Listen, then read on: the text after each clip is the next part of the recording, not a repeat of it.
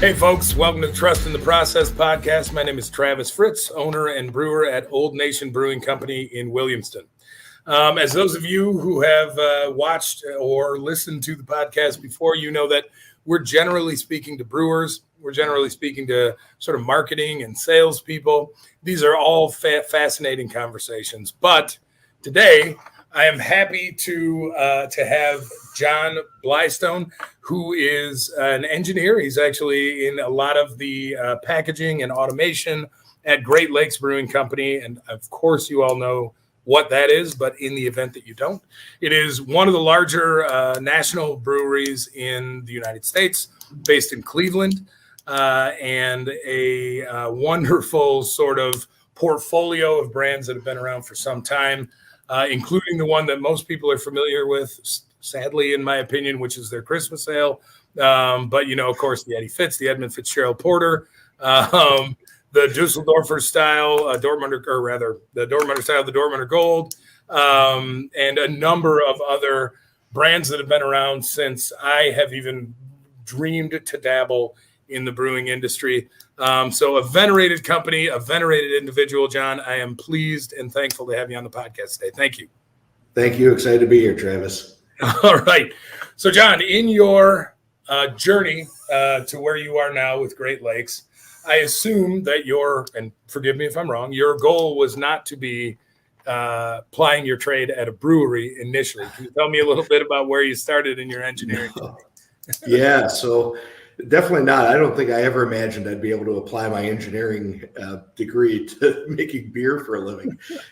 Started out, oddly enough, when I was a little kid with model trains. So I was into trains. I still kind of am. I'm an electrical engineer by degree and automation engineer by experience. And when I have time, which is very limited these days with a little one, I would go and work on steam locomotives. So like the far other end, no wires, no batteries, nothing. Wow. But as a kid, I would be playing with model trains, and no one else in my family knew anything about electricity. And I was just fascinated by what it would take to run two different trains on the same track or wiring everything up, and just loved all that problem solving. And I've got some engineering, I don't know, what do you want to say, relations in the family. So it's kind of exposed to that, like engineering, you know, building Legos, helping out around the house, little projects here and there. And so it came time to pick a profession, and electrical engineering seemed to be a natural fit. By the time I got out of school, definitely did not imagine making beer for a living. By then I was a beer drinker, but limited craft beer, to be quite honest. I won't embarrass myself with what I was drinking at that time. Certainly anything but craft. Started working in the trades. I graduated from the University of Akron, which is, of course, the rubber capital of the world. So naturally into the rubber industry. Worked at a number of firms doing consulting engineering, some machine building, bounced around to a different company that was doing chemical blending, precision chemical blending, mostly in the foundry industry, but also things like fragrance addition lines for some consumer packaged products, air fresheners, things of that ilk. Great exposure to pumps, process piping, you know, everything that we do in the brewing industry. Went back to the rubber industry, was working for some machine builders, but all of that work had me on the road all the time. And I was getting tired of not being home. And oddly enough, my wife actually found this job for me. So you can imagine I've not heard the end of that in 9 years, but very grateful. She was friends with the company on Facebook, and they posted an automation specialist role. And she sent it over to me and said, "Hey, you know, you've been looking to get off the road. This sounds like your kind of expertise." Applied, and here I am almost 9 years later. So that's my path here.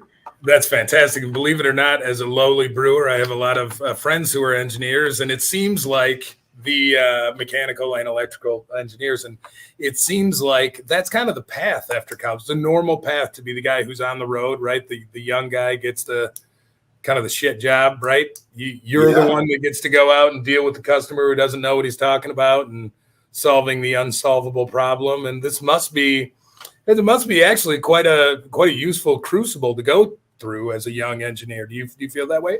Oh, absolutely. Akron was great in that they had a co-op program. So by the time you graduate at the end of supposed to be 5 years, took me 6. but you'll have a year of hands-on experience working as a young engineer somewhere. For me, it was Morton Salt down in Rittman, Ohio. So some good FDA exposure as well, right? No FDA joke. and all those requirements. And so some experience is gained there, but certainly being a road engineer, almost kind of a maintenance technician for all the systems, because you're the lowest man on the food, the totem pole, so to speak, the low man on the food chain. Right. Yeah, you're tossed into a lot of situations that you are learning a lot. I think the first 5 years out of school, really said a lot. I don't purport to be an engineer, right? Obviously, I had several classes that worked around the theory behind the engineering that we use with regard to automation and with regard to systems engineering and electrical engineering in some cases, and some software engineering as well. But that, of course, I'm not so arrogant as to think makes me anything like an engineer, right? It allows me to speak a rudimentary language with engineers, right? That's what it allows me to do.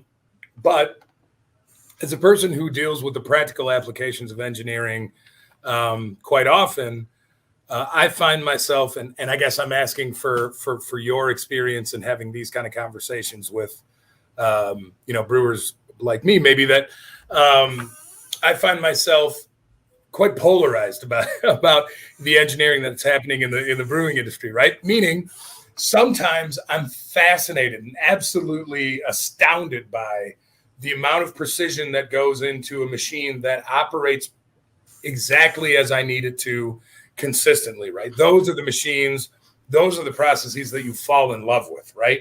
That you depend upon. They become like your family dog almost, right? Because you know this machine is going to do what you want it to do all the time.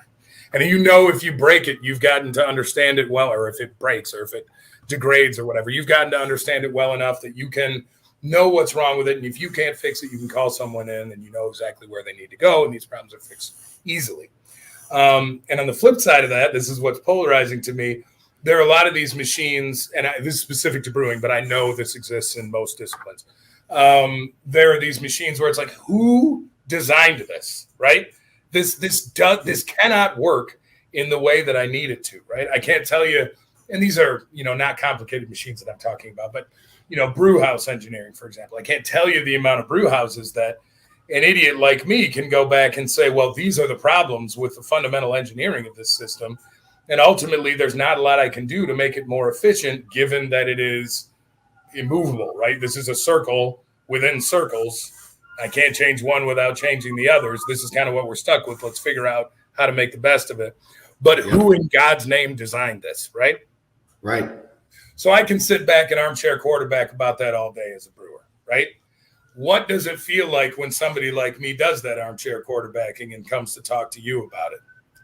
Yeah. So, I mean, not to disparage my own kind, but it's evident to me as well, right? I can give you examples because I'm normally the first line of defense, or my team is now, when things go wrong or something's not working to the brewer's expectations. Maybe worth framing kind of what we view ourselves as here at Great Lakes. I mean, we're an internal support organization within this company. We refer to almost everyone around us as our internal customers. We're here to serve them, make sure that they're happy with what they're getting out of the machinery, out of the process, everything. So we're just here to help them. But it's evident to us. I mean, we've had machines where we've had faults that are not displayed on an HMI. So you've got things that aren't working correctly, and you log into the PLC and find out they took the time to write fault logic and generate a fault bit that stopped the machine, but it's not displayed anywhere, and you can't reset it from the HMI. Again, frustration of who taught you how to program. Right. Now I've got all these corners I have to look around that I wouldn't have had to if you just done it right in the first place, right? Right. Let's back up a little bit, because not everyone who we are speaking to is a 20-year veteran of the industry or an engineer, and define some of the terms that we'll be using today, if you don't mind. No, PLC, process limit control. Can you give a rudimentary sort of definition of what that is? I can. So I love my TLAs, 3-letter acronyms, right? Right. The PLC I'm referring to is a programmable logic controller. So this is an industrially hardened computer, typically used in larger automated equipment to replace banks and banks of relays that in the old days were used to control equipment. So pretty much everything these days, because of the price point, is going to be controlled by some type of PLC. And you open up your control panel, which you should do in a de-energized state, a bit of a safety nut. You open it up, you're going to see, a bunch of wires going to what looks like a big, long, rectangular cube of just electronic goodies. In there is a computer brain that is interpreting all of those sensor signals, running some logic, and then determining how to control, actuators, pumps, things of that nature to automate a process. Can you give an example of something people might have in their own home that is a PLC, a furnace? You could call a furnace a PLC in a way. PLC is a bit more of a generic expandable system that's used in industry. Sure. You wouldn't necessarily see a PLC at home, but certainly that kind of logic would apply to a PLC, right? Interpret the set point from your thermostat and then control the fan, the heater, the air conditioning through some automated system. There's going to be timers to turn on fans before you turn on the gas blower and then the gas valve and so on and so forth. So there's going to be some logic in there. Similarly with the PLC, but again, it's an extensible system. Meaning you can add things to it. You can log into it, change the program typically while the code is running. So I can log into our brew house and change how things work without interrupting their process. Right? And those systems can be infinitely complicated, but what is, when you look at the design, for example, of a system and how the PLC that you would like to put in or that comes with that system is oriented to the system, what is your goal? Yeah, so my goal when I'm looking at a system design, and this is kind of down in the weeds in automation engineering, right? But there's that whole, like we were just talking, how do you qualify the programmer, right? Most everything in our lives, it's almost all software these days. That's the most important part. But you can get a good indication by looking at how they've approached the hardware design. And what I mean by that is kind of thinking through the criticality of what is this machine going to need to know and what inputs does it need to properly assess what it's trying to automate. For instance, in our brew house, it was automated very early on. And everything was what I'll call semi-automatic control, meaning it went through a PLC, like all the valve signals went through a PLC to a computer human machine interface, or HMI. And the brewers would click on a valve and it would open. It would turn green on the screen and open, but there was no feedback from the valve. All that green on the screen was saying is that the PLC was thinking that it sent a signal to its output to command a solenoid to tell the valve to move. So there's a whole chain of things there that can go wrong. And the brewers are looking at a screen saying, oh, that valve's green, but is it fully open? If you don't have air pressure, it didn't move, but you didn't know that, right? So one of the things that we started working towards, and we're kind of in a holding pattern currently, which is specific to our current situation. But we had started working on automating vessel-to-vessel transfers in our brew house. It's a way that we're going to try to shave some minutes off of our cycle time up there. And right now it's just not our bottleneck. So it's not the biggest flaming bowling ball that we're juggling, as I like to say. But that's an instance where, looking at how a system is designed from the hardware side gives me a good indication of have the design engineers thought through all the things that system should have, because at the design stage, to add that feedback is relatively inexpensive. For us to go back in and add it later is a whole different story. Right. And so, kind of letting these companies say, well, just give me your standard design, and looking at that drawing and saying, man, just every single valve, every single device, how are they instrumenting that device, and how is that then interpreted in the code? How do they write alarm logic? Like I said, nothing buried in the code. It's all going to be front and center in the user's eyes, right? Things like if you hit an e-stop and it kills power to things, well, then don't give me a bunch of fail to open alarms, because we know why. Someone hit the e-stop, and of course all the valves closed, right? I've seen that happen where like someone hits an e-stop and you get 80 alarms. Right. That's not helping anybody. Right. Trying to sift through that kind of low level, just how do they approach problem solving and system design is typically my first step for kind of assessing an automation system. So, as a Philistine who looks at engineering as a complicated type of wizardry, to me, I often think when I'm trying to put myself in the position of an engineer, when I'm trying to figure out, for example, a problem on the fly that absolutely needs to be dealt with in a system I understand in principle, but not in practice, really. Those work out or they don't, or we have to call in. But when I'm kind of going over, how I could have done it better, or what I need to know in order to deal with that problem later, what I need to learn.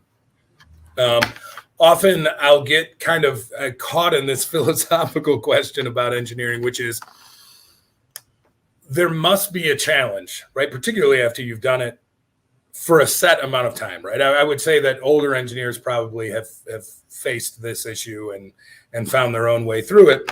And so I'm asking you, what is the significance or what is the weight of trying to make a system as elegant as possible? Meaning there's nothing there that you don't need, right?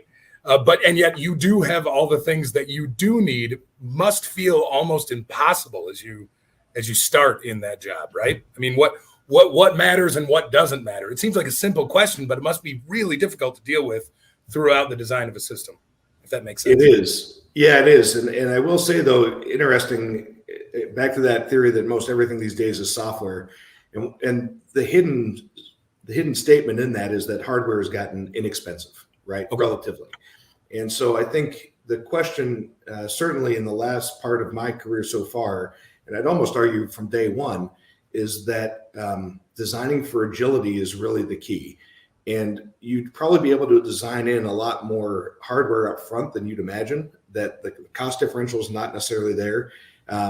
Certainly that eloquent design, right? It's everything it needs and nothing that it doesn't.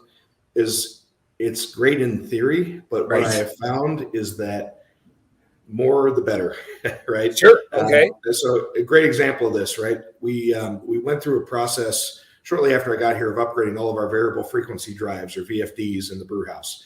We had gone from the old style of like a run signal on off and an analog speed signal to a modern Allen Bradley PLC that's communicated to over Ethernet. So the programmable logic controller has access to all hundreds of parameters and feedback, registers in that drive.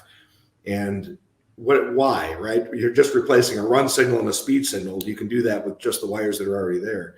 Sure. Well, the next step then was we had to automate our grain out process in the lauter ton. And we come across the problem of, well, how are we going to detect when the vessel is empty? Well, these modern drives, they estimate the torque current going to the motor. And so we are able to monitor when we're in that step of the grain out process, and we know the rakes are all the way down at the bottom of the vessel. When we see that the estimated torque on the plows get below a certain threshold for a certain amount of time, we absolutely know that the vessel is empty, right? Now, that's not something we imagined early on when we were designing that system. Right. I guess it's just a great example of in this day and age, I think you actually try to be creative and try to throw as much hardware at it as you can. And then you'll figure out ways to use that data later on, right? Yeah. Even if it's just process analytics, sure. How does the torque on that Vorloff pump correlate to the flow rate? And can you use that as some sort of metric to determine pump wear, right? I mean, you can get down in the weeds on this stuff, but the longer you live with the system, the more creative, things you'll find to do with all of this information and data. Fascinating. All right. Well, then, based off of that, can you give me an example of a problem that you walked into Monday morning, 7:00, let's pretend, right? The first thing you do in the week, really, it's the problem that you're set up to deal with. You know that it's an issue. You haven't quite gotten into it yet, right? It's not necessarily an emergency, right? You walk into that issue thinking, let me give me a day or so, or a couple hours to kind of figure out what the deal is. Another couple hours or a day to figure out how we're going to deal with it. Order the parts, put it in play, no problem. That ended up being phenomenally way more complicated than you assumed it would be. Do you run into those very often? Am I making sense in the first place? And in the second place, Do you run into those? Do you have even an example of those? Do you run into them that much? Problems that should be easy, but are much more complicated than you gave them credit for, I guess.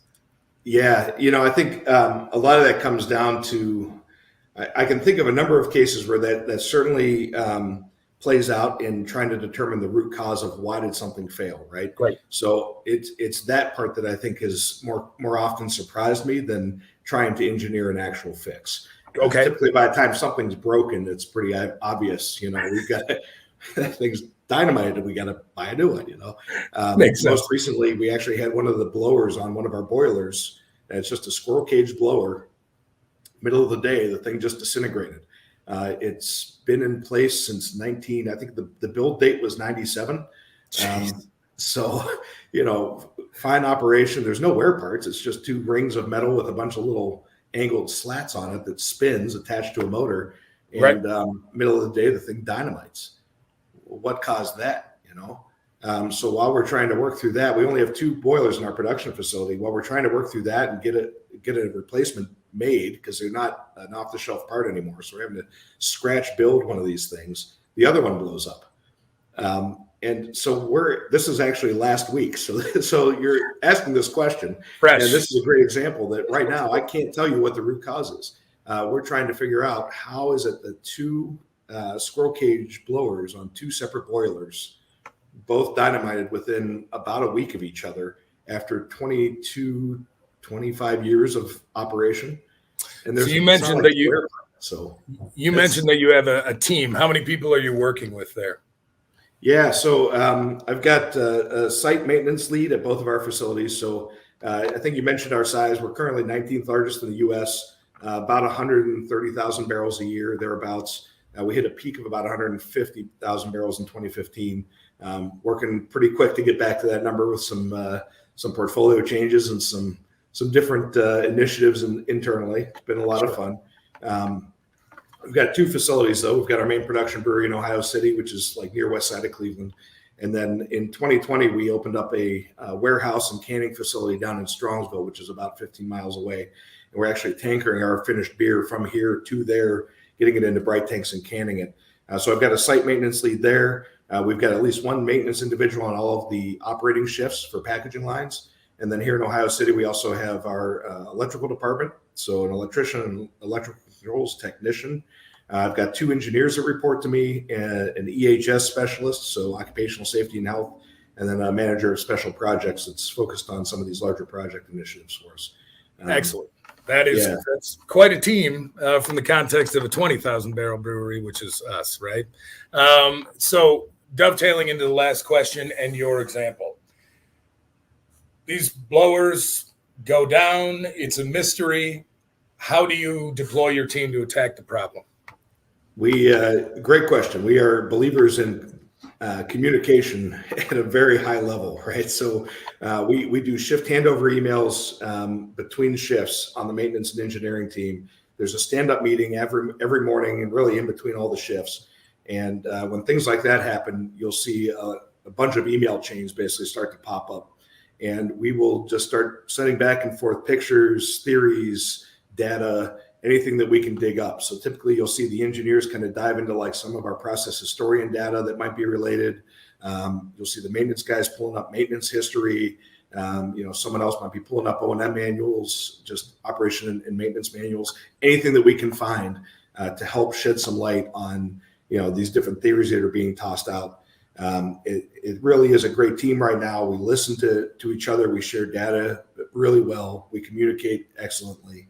But you'll see these email chains that are just, 2-3 emails a minute, just blasting ideas back and forth.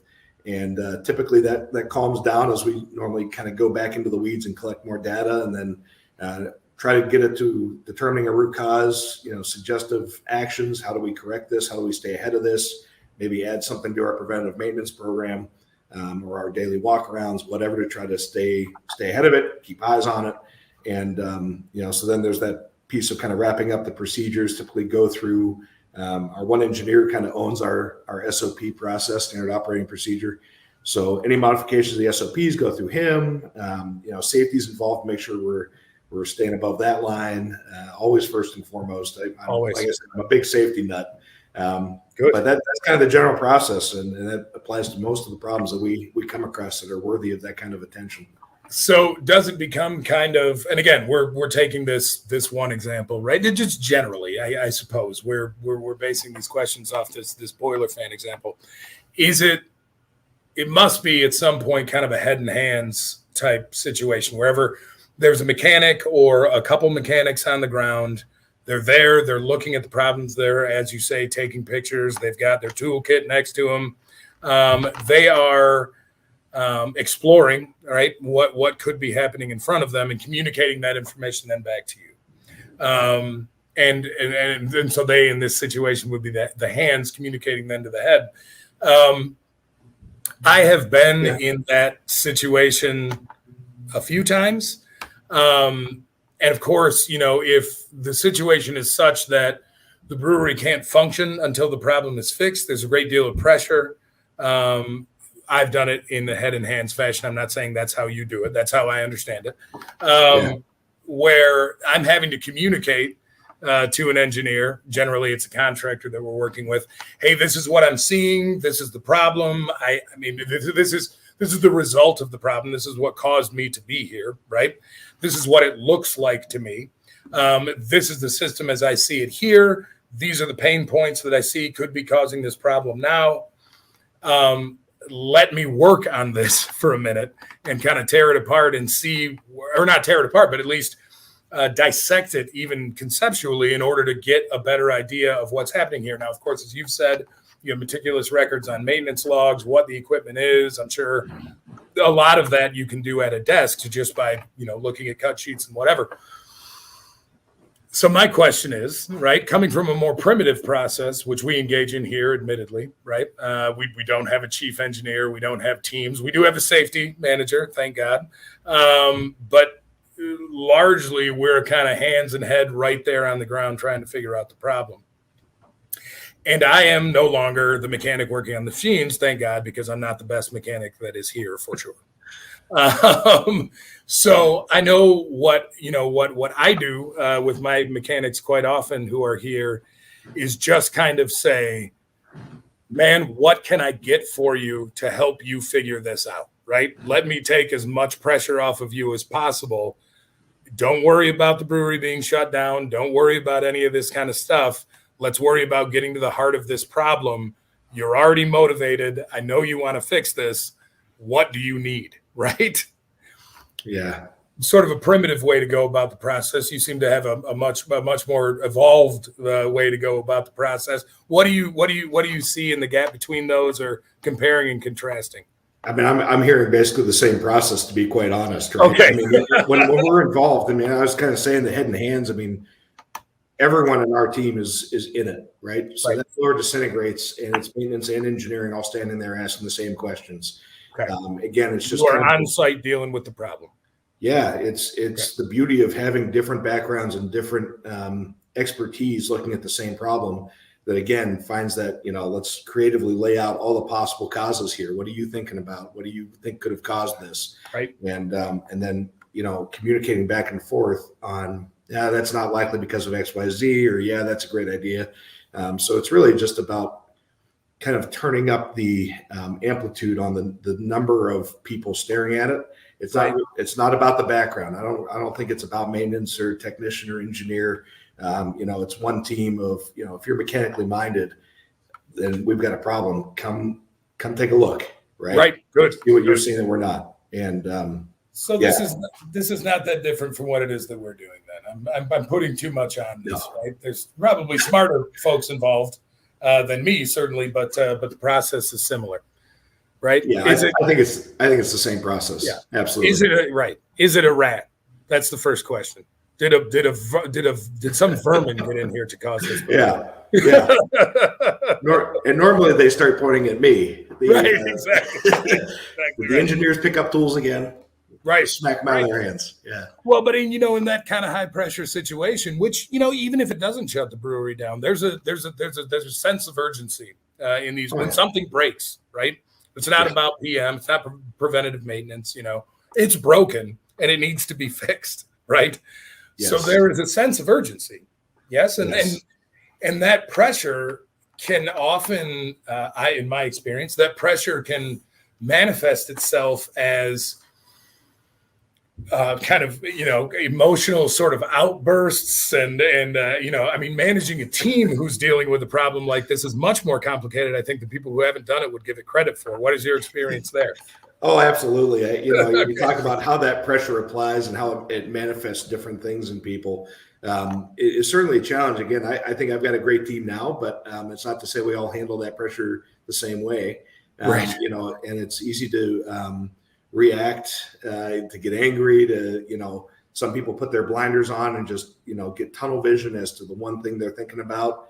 And again, that's kind of my role, I think, as the manager, certainly, is to try to make sure that we're keeping everything broad, listening to the group, trying to incorporate all the different ideas and hypotheses. And that, again, a few times going through that, I think the entire team is really gotten good to the point where some days I don't know what I do here anymore. Right. That's good leadership. It's a good thing. Yeah. Thank you. But yeah, it is interesting to see how people manage that stress. And again, I think that's a little bit of my background, is that startup engineer, or, you're going to all these different customer sites and you've got 2 days to get all this done. You show up day one and find out it's not even mechanically installed correctly, Right. I've been there many times, and so that pressure is not, the pressure I feel here is high, but it's not as high as I've had in other industries, right? Where the dangers were higher, the stress level was higher, and what was on the line was arguably higher as well. Right. So yeah, it's always a problem when the brewery shuts down. But again, it can always be worse. So, really what I'm trying to do here, John, is to make people understand that there is some heroism involved in engineering, right? I think you have to be a little bit crazy is really what that is. I mean, it's the IT manager here and I, we joke about how, the better you do your job, the less people understand, why do we need you? Right? It's everything's working. Why do we need you? And then as soon as everything breaks, it's, well, what have you been doing? Yeah. And those are the two extremes, and there's nothing in the middle. But why aren't you doing enough? And what are you even doing here? Those are kind of, there's really not much of a gap in between. Right. No, but it is really just trying to figure out, all these things are manufactured by human hands out of materials from the natural world. You're just trying to make sure that they keep working towards their intended purpose. Right. And that's really all this is. And again, the engineering side of it, maybe, how do we increase functionality or add features and, keep the company agile. I think we were talking a little bit about that earlier, just, trying to stay agile for whatever's coming down the pipe next. If you look at our portfolio of products, ever changing, right? That's kind of the market we're in now. Right. And so, and we just got into our own canning line 2 years ago. And so trying to stay ahead of all that, to keep the company agile and relevant in our customers' eyes is a big part of the role.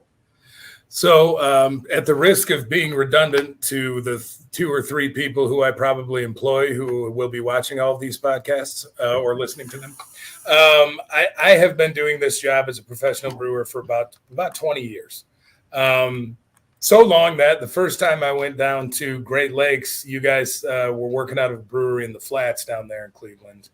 It would have been like 2003, I think, maybe 2004.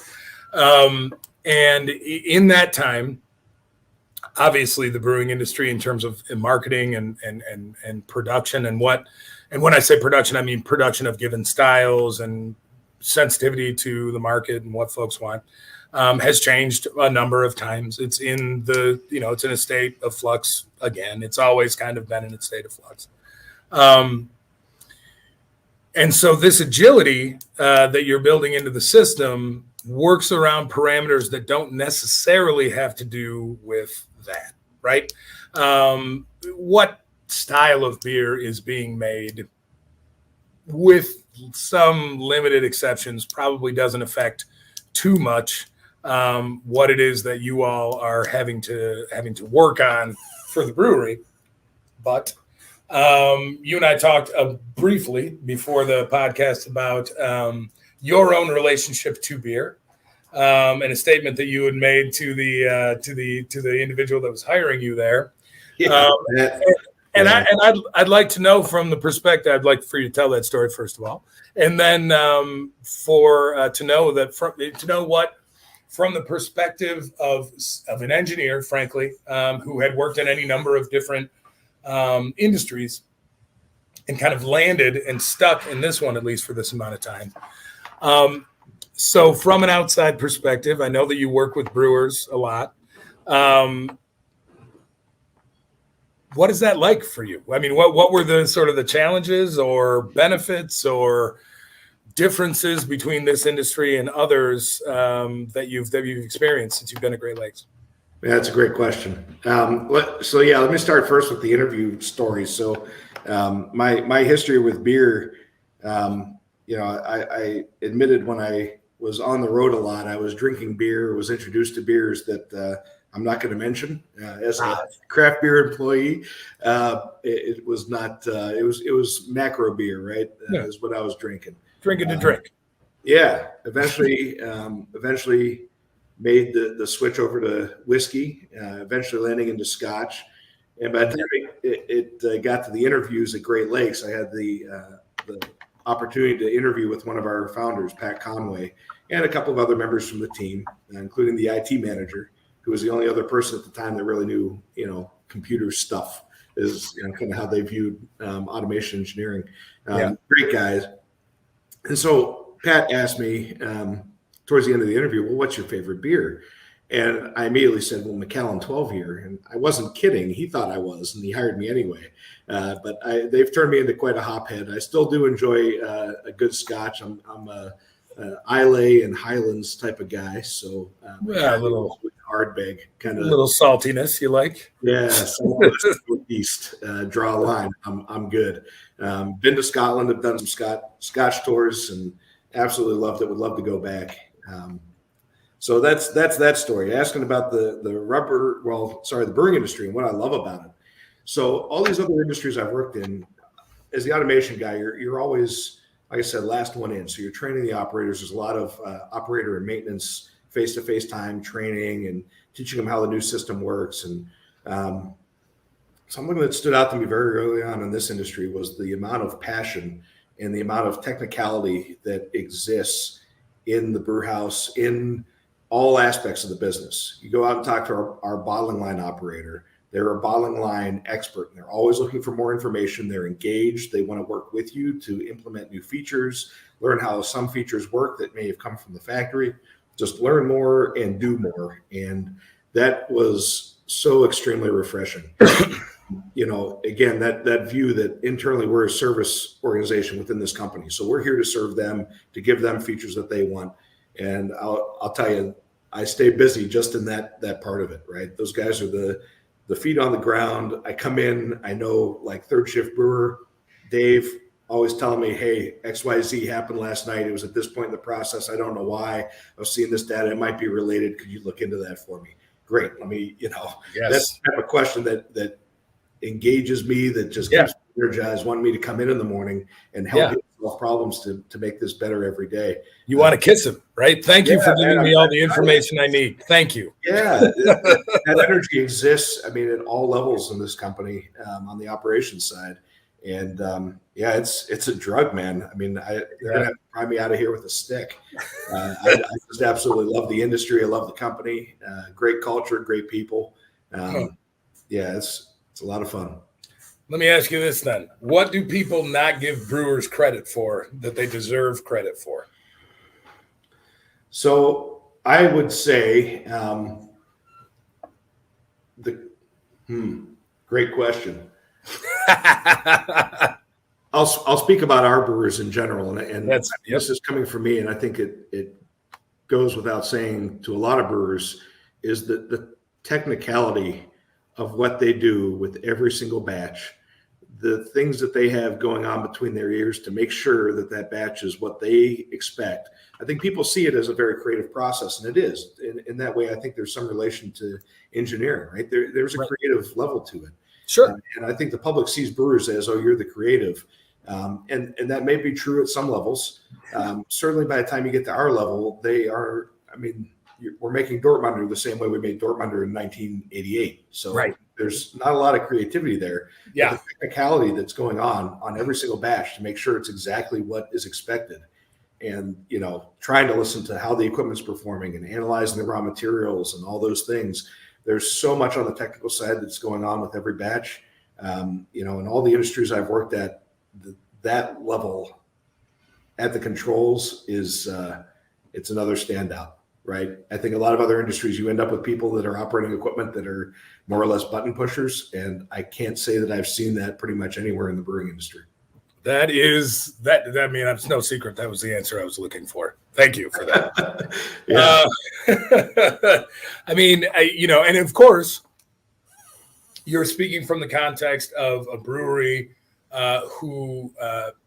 whose consumers depend on consistency, whose consumers depend on, right? You're trying to build lifelong drinkers, right? If you love Dortmunder Gold, and by the way, the 5 people listening to this podcast, you should. And if you don't, try it, right? That Elliot Ness, man, classics. Yeah. Right? Elliot Ness, Edmund Fitzgerald, the list, and even the Christmas ale. Man, I'm not trying to dog it. I just think it's a bummer that that's the one that a lot of people know and they don't know any other ones, right? It's really good. It is. It is. It is the view of the discipline of brewing that I was trained for and brought up in overseas in Germany, where I got my formal and practical education for brewing. The idea now that you have a lot of these smaller breweries that are the sales and marketing term innovating, is neat, but it's a different way to attack the profession, right? And I would say that to someone like myself, or maybe some of the brewers that you work with, or possibly even yourself, it seems like sometimes a little bit of a cop-out, right? Hey, I did this and it ended up being really cool. I'm having a release at my pub on Tuesday, right? As opposed to this really methodical, well-planned, reproducible. There's much more to making a beer like that, right? Where you're thinking until the end of time, essentially. Is this sustainable, right? Is this reproducible? Than there is to saying, well, I got a tequila barrel in and I spontaneously fermented some wort and then put it in that tequila barrel and now it tastes like funkin' tequila and you guys should buy it at $20 a bottle, right? This is the thing that is tearing right at the two extremes of craft brewing. I agree. Right. I mean, even there's some small breweries around where I live down in Akron that, you walk in and they've got a couple of classic styles on and they taste exactly the same every time you go, batch to batch, year after year. And I'm looking at their little 5-barrel brew house going, man, you're making a Doppelbock just like consistent as all get out, right? Lights up. Yeah. And I'm there all day, right? Right. At the same time, we are like that realization, we are a consumer packaged good industry. So we've got to listen to consumer. If the consumer is always looking for something new and something super hoppy and all these things, well, I mean, what is the goal of a brewer and what's the goal of the businessman, right? And normally they're the same person. And that I think is the big tear, right? Do you try to do both? Do you try to just always produce that next weird thing that's, super exclusive and we only made a half barrel of it? And, that's really tough because I agree with you that now that I've been in this industry, I think I give a lot of credit to the people that can make some of those clean classic styles well and consistently. I want to meet that guy and share a beer with him. It's hard, right? It is. Really it's hard. And you're talking to a German lager brewer who made his fortune making a New England IPA, right? Right. Which is delicious, by the way. No, thank you very much. Yeah, I mean, it's cool, right? It's cool. I feel like it's cool. My kids feel like it's cool because they have an opportunity to go to a state college at least now. But, I mean, it's not, and I'm proud of the beer, right? I'm happy to make it. But once we started making that beer, it was one of those styles at the time, maybe 6 years ago, that, folks expected people who are making this kind of beer will walk down a certain path. And that essentially is tiny variations, tiny differences in the hops that you're putting in, but fundamentally the same base beer, right? No real innovation, just a new label and a new name with one or two new hops that really rest on the foundation of a hop suite that you use for all these beers. And for me, that seemed like a cheat, right? We knocked it out. We were the top selling, and are the top selling beer of that style by dollars in the Midwest. I feel like we nailed it, and maybe now it's time to move on, right? Do something different, right? Right. And now, how much money did we lose not doing that? It is difficult to say. But I will say that we do produce what I am proud of, which is a very consistent product that has as much stability as any product of its, with which it shares similarities, and is brewed inefficiently on purpose in order to make it the best example of that style that can be produced at that scale, right? Even if it is more expensive than others, right? Yep. Now, we get a lot of shit for that, right? Why don't these guys innovate more? Well, we do innovate a lot. What we don't do is try and trick you out of your cash by putting one different hop in here and putting another label on the beer and trying to sell it to you, right? Right. That's a really difficult thing to communicate. And I understand that we're talking about marketing now more than we are about anything else, but these are the progressive issues that any brewer deals with. I mean, that I was working in 2010 and there were issues just like this then, right? I was working in 2003 and West Coast IPA occupied this spot at that time, right? Now all those trials and tribulations are forgotten and it's on to the next thing. And that's the nature of the beast, as you say.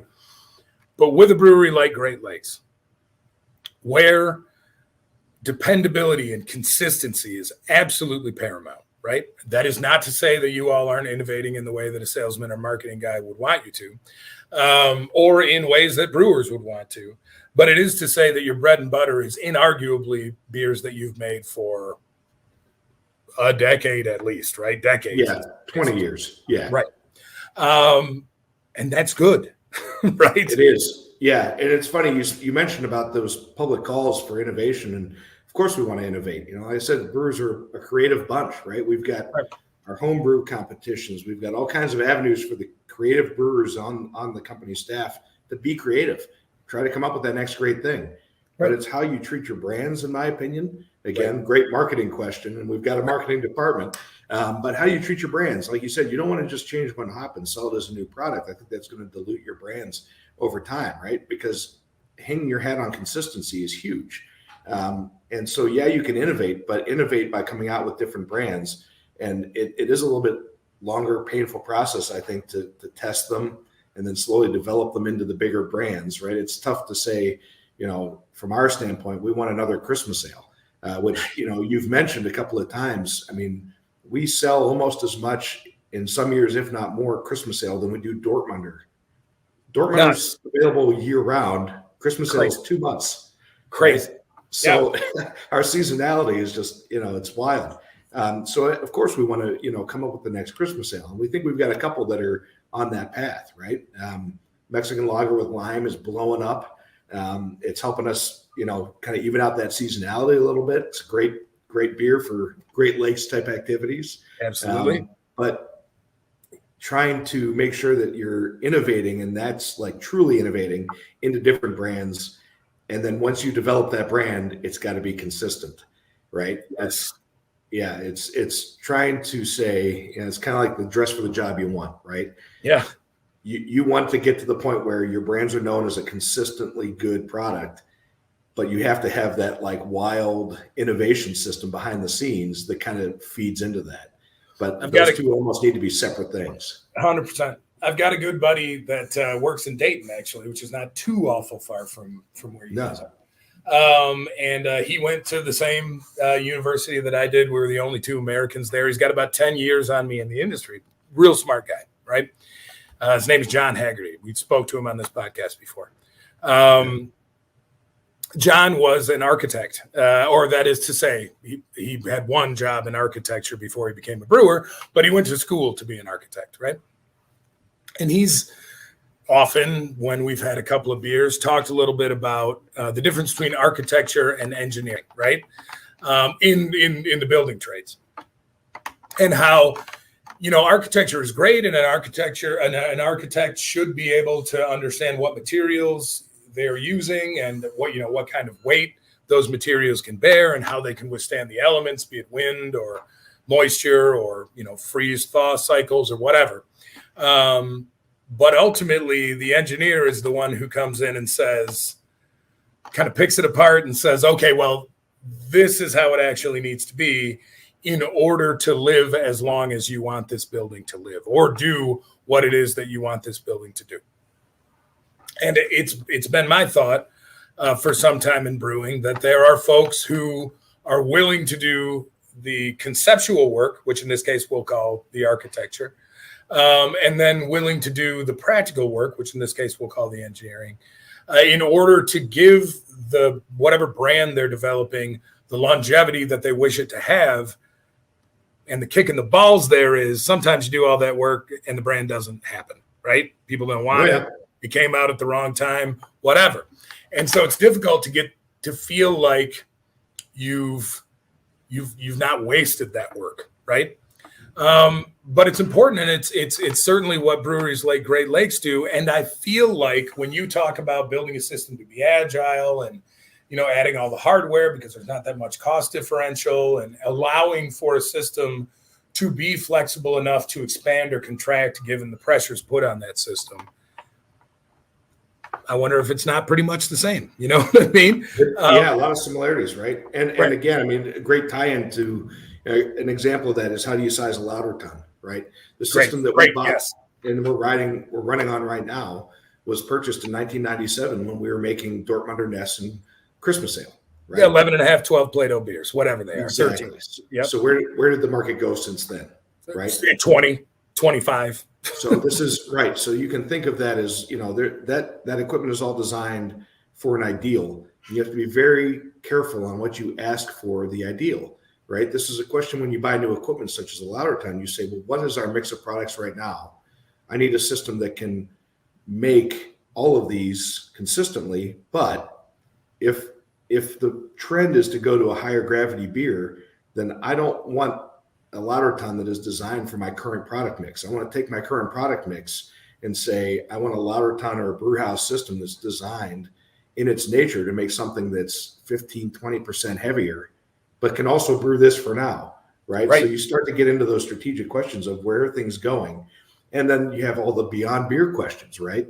Can I make the kettle and the whirlpool and all that stuff start to function for some sugar brews? Or there's all those, I'll say, larger strategic questions that go into the engineering of those systems to make sure that when you plop that change down on the table and buy the thing, that it's going to serve you for 10 plus years. Because we were talking earlier, the worst thing you can do, buy something and then immediately have to modify it. It's right. Yeah. Yes. We've all been there. Yes, absolutely. Yeah. We have. Well, I wonder, I wonder in all of this, what your thoughts are then about, and we can make this kind of the last topic of conversation, but what your thoughts are then about, given your understanding, my understanding of what's happening in the beer market now. How flexible can breweries actually be? We've seen breweries make seltzer, right? That's a thing that breweries can do to varying degrees of efficacy, right? Non-alcohol bearing products, right? Products that incorporate CBD, for example, are really popular now, right? Here in Michigan, where it's legal, products that incorporate THC are becoming more popular. Beverages, that is. Better for you is the euphemism they use for, low calorie or some added health benefit beverages. Yep. I don't think beer is dying. I don't think beer is going anywhere. I think beer begins to occupy a slightly different cultural niche than it did in the past. But taking Great Lakes as an example, or any brewery, right, as an example, as it stands now, that is well equipped enough to make, let's say, a regional amount of beer, 50,000 or more. What are you seeing when you look into your crystal ball? We've been talking a lot about engineers having to look in their crystal balls, right? So what do you see when you're looking into your crystal ball as sort of the next step here? What are you preparing yourself for mentally? What should engineers and folks who are involved in engineering and breweries be preparing themselves for mentally with regard to technological advances that you've seen, read, or heard about, or changes in the market and building in the flexibility that you've been talking about today? Yeah, man, great question. I think trying to zoom out a little bit and looking at some of the larger industries and what they're trying to do in terms of newer technology, or again, to keep throwing that word out there, how do they stay agile, right? Designing that agility into your system to try to, because I don't know what's coming next, right? Right now, seltzers are the thing, right? 4 years ago, the not your father's root beer type of, hard sodas were your thing. So what are the common ties there, right? What type of equipment do you need to professionally package that kind of equipment? You're talking about pasteurizers, you're talking about some different equipment that you might not need if all you're doing is making beer. And so you can kind of say for now, well, I'm not going to do seltzers for now, right? Or I'm not going to do this one thing that's hot right now. So I don't need that extra equipment. In reality, I think that strategic view, looking long term, and the last two trends, maybe the last 3 or 4, you needed some equipment to really package that professionally, right? So I think it would be somewhat short-sighted to not consider that for whatever new facility you're going to build, right? Sure. And I'm a big fan of Andy Tavikram, if you know him, current president of the NBAA. He worked for Great Lakes until 91. He's currently at Market Garden, which is maybe 50 yards from me here in Ohio City. And one of the earliest talks I remember him giving was about how to design a brew house for future automation upgrades, right? Make sure that you spec a valve that you can take a handle off and put an actuator on in the future, and make sure that you leave room in your design to be able to fit that actuator in without any modifications in the future, right? And so trying to take that approach and apply it to, who knows what's coming next, but I want to make sure that I leave myself just enough room to add capabilities as needed in as easy a way as possible, right?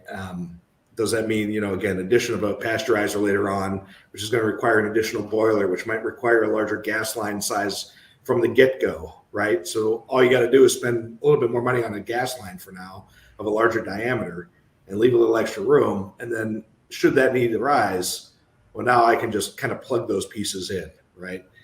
So trying to view this as, I use the phrase industrial Lego, right? Trying to view this as an industrial Lego set of, yes, be able to plug some things in later on. Yes. That's always an approach I think that is going to help us answer what is coming next and how do we respond to it. So a common theme throughout this conversation, and please correct me if I'm wrong, and maybe the point folks can take from it largely, there's much, much more to cover in your job than we could cover in an hour, of course, is flexibility, building flexibility into systems, building agility into the systems, accommodating to the extent that you can without an actual crystal ball, the ability to grow and change the system, even in slight ways, in order to accommodate then whatever comes next, right? Yeah. So here's a practical question. I said that was the last one, but it's not. Here's a practical question.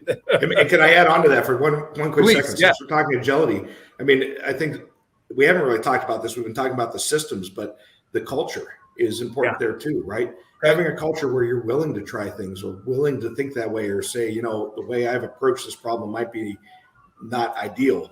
I want to try something new. That culture needs constant attention as well, right? In my opinion, Absolutely. You got to find the right people and kind of keep that mindset going, that they're willing to try things and willing to think that way, to always be forward looking.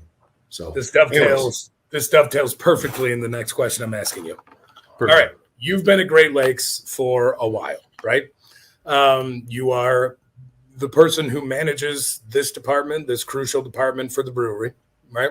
And so I would assume that while the folks who write the checks ask you questions, they've grown to accept your answers as practical as possible for their consideration, right? That you're not trying to do something for yourself. You really are trying to better the system when you're asking for money, right? Sometimes to a fault, yes. Sometimes to a fault, right? Yeah. When you started at that company or at Great Lakes or in other companies for whom you've worked or contracted, you've had to, I imagine, pitch why your solution is the solution that is necessary to the folks writing the checks who have no real understanding of what it is that you're asking for, or why they should spend all this money, or do they really have to spend all this money, or are you just being an egghead about this shit, right? How do you deal with that?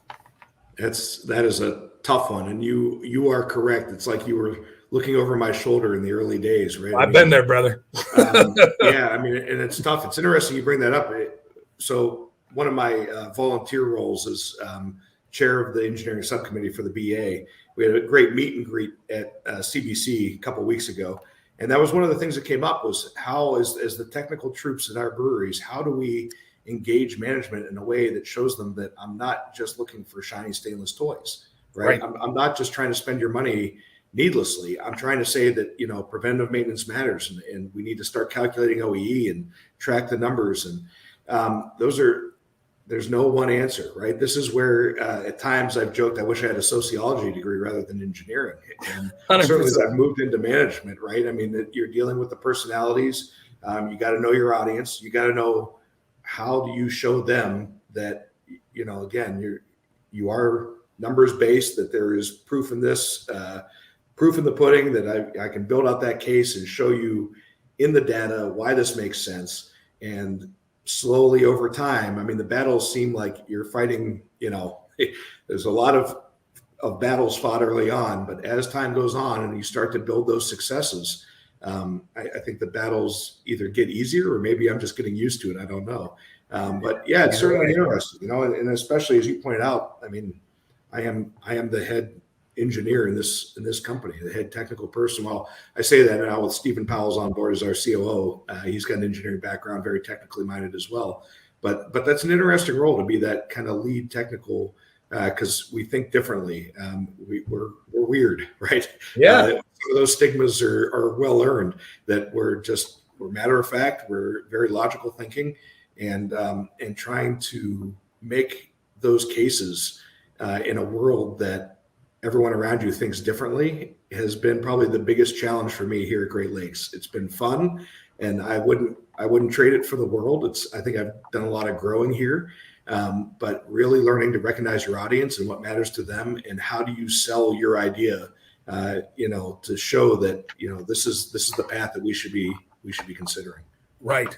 And how to justify dealing with the problem which doesn't exist as a way to kind of look, this problem that we're dealing with now absolutely exists and it needs to be fixed. But while we're in there, right? These are the times when I have saved myself a lot of headache by pitching. My style is, of course, aggressive and pretty, listen, man, I'm laying it out for you. Here are the numbers. This is why this matters. And this is why, doing this now is crucial, because if we wait to do this later, these will be the costs incurred, not just in retrofitting the equipment, for example, but in efficiency lost or time lost or labor lost or whatever it is. Right. And it was bridging the gap between avoiding argument and saying, look, when I was much younger, this is the problem. This is what we need to do in order to fix the problem. Please give me money. Thank you very much. And then go fixing the problem. Right. To, this is the problem. But as long as we're fixing this problem, right, this system also has some improvements that can be made, and they can be made simultaneously. It'll be much less expensive and much less burdensome and set us up for future success if we do this now, right? I'm begging you for this money, please, right? And I think that is a skill that, as you said, develops over time, right, with confidence. But it is a skill that is absolutely necessary. And I think that engineers and brewers, frankly, and folks in many different industries who are practical boots on the ground type people don't get credit for, right? When you talk to the C-suite folks, they're thinking, well, you just don't understand how business works and how money flows. And, we just can't do this just to solve your tiny little problem. Right. And sometimes it's okay. I'll tell young brewers who are watching, you got to pick your poison a little bit here. But sometimes it's okay to say, right, you need to note that I told you this, right? You need to note that I said this is the time to do this. I'm comfortable with us not doing this, but I need for there to be a record that I told you this, so that in the future, when what you said comes to pass, you can reference those notes. And that is one way to build trust and a dependency upon yourself from the C-suite folks who don't and won't ever understand the nature of your job and what it is that you do. Right? Yeah, no doubt. And I think, again, knowing that audience, right, because I told you so almost universally is not a good approach to make it absolutely is not. And that's not what I'm tough. saying. Yeah. That's not what I'm saying at all, although I know it does sound like it. It is more the idea of, okay, now we've experienced this problem. Now this is the cost of fixing it, right? I need you to know, right? And I guess this is, I told you so a little bit, but it works for me. Maybe it wouldn't work for everybody, right? I need you to know that this is why I was saying that then. And I know this is after the dust settles and after everything is working well and you're sitting over a beer and, talking about the great times. But to bring it back up and say, listen, man, right? This is why I needed this to happen at that time. It's fine now. Everything worked out. We spent more money than we needed to, and that probably could have been spent in another place better. So I'm not saying that you need to listen to what I say every time. I'm just saying, give me a seat at the table. And again, I'm not talking to you, John, and I'm not talking to myself. I'm talking to young guys who are out there trying to fix problems at their jobs, right? Yeah. As you said, find a way, find a pitch, find the way that works for you and the people around you to get it done. Yeah, and in my opinion, always be open and honest, right? Like you said, sometimes you spend the money and it was the bad spend. And be open about that. Say, we spent this money, here was my approach. But realize that it's not the fix that you're bringing to the table, it's the approach, right? It's the logical approach to try to make things better every time you touch something and keep the equipment operating so that the world around you can continue to brew top-notch beer, right? That's what it's all that we want, all of us, I think. So, again, it's the approach, not necessarily the fix. And I've had egg on my face a few times. You spend some money and you think, oh, this is the right fix. The moment you turn it on, nope, that's absolutely not what I was expecting. Shit. Okay, well, we learned something, and try to make the best of it. We'll use those parts over here, somewhere else. Find a path that makes sense. But don't be afraid to admit that you're wrong. And hopefully, the environment that you're working in is such that it understands that, right? Because I've worked not here, but I've worked at other companies where that was not, if you're wrong, you're bad. You're just 100%. Yeah. 100%. Well, John, I couldn't think of a better note to end it on. And I hope that, young folks who may be watching this in the future, rewind the last 20 or 30 seconds of what you just said. I think it's absolutely crucial and a huge source of advice in a very short amount of time, and so well said for young folks coming up in terms of how they should view the work that they do, whether they're brewers or not. I thank you so much for spending the time with me today. And I get down to Ohio, every couple of years or whatever. Maybe I can look you up and have a glass of whiskey with you. Anytime, man. You're always welcome here, and I'll look you up when I'm up there next. All right, that sounds great. Hey, John, thanks again. John Blystone from Great Lakes Brewing Company. Fantastic engineer, fantastic conversation. Thank you again for being here. Thanks, Travis. All right, we'll see you later. Bye.